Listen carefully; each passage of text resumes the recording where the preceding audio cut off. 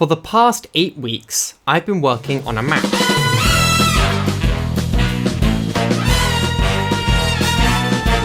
This is Frostbite, a King of the Hill map for Team Fortress 2 set in a snowy mountain base. Today, I'm going to go over the level and explain some of the choices that went into making the map and some details of the design process. Starting with the most important part of King of the hill itself. The point is inspired by a boardwalk being elevated off the ground and these ramps leading towards an ammo and health pack.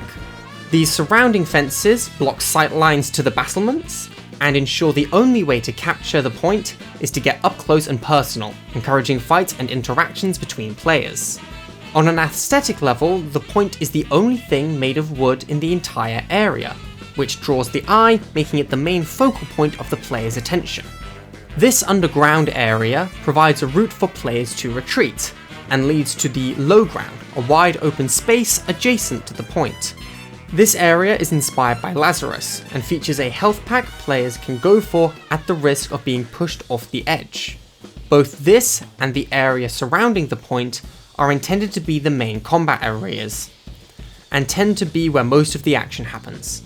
These paths in the snow help guide players around the low ground, indicating the entrances and exits of the area. Moving back, we have the flank, consisting of these two rooms and the hallway connecting them.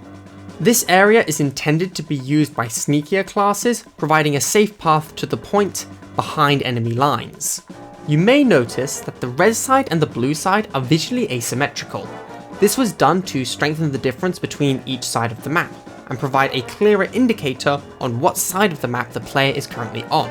If you look closely, you may be able to notice that the hitboxes don't line up exactly, but they line up close enough that it won't impact gameplay to a significant degree. A tiny bit of extra space is not going to win you the round. Also, these arrows on the wall help indicate the way to the point. Next up is the courtyard, which acts as the main connecting area to other points of interest. Going up the stairs brings you to the battlements, with 2 routes to allow spies to take care of any sentries or snipers. Staying below, we have this ammo and health pack, spaced far enough away from spawn to prevent camping, but also far enough away from the point that you need to abandon defending to resupply. If you head to the side, you'll enter the flank route, and going the other way eventually leads to the low ground.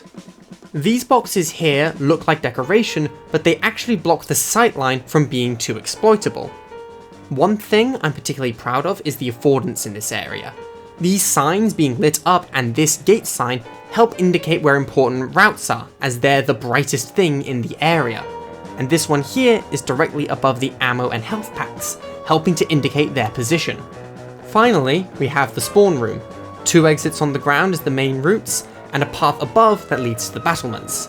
Having these exits being separate and divided helps prevent spawn camping by the enemy team, and having the high ground so easily accessible allows for easy retaliation should spawn camping be attempted.